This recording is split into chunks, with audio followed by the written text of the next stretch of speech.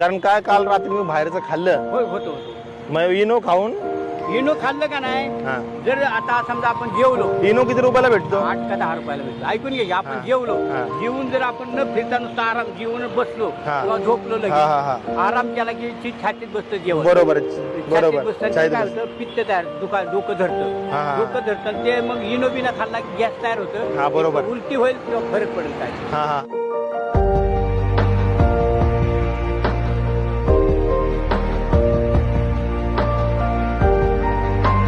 अकरा 10ला इनो मिळतो. 10ला इनो मिळतो.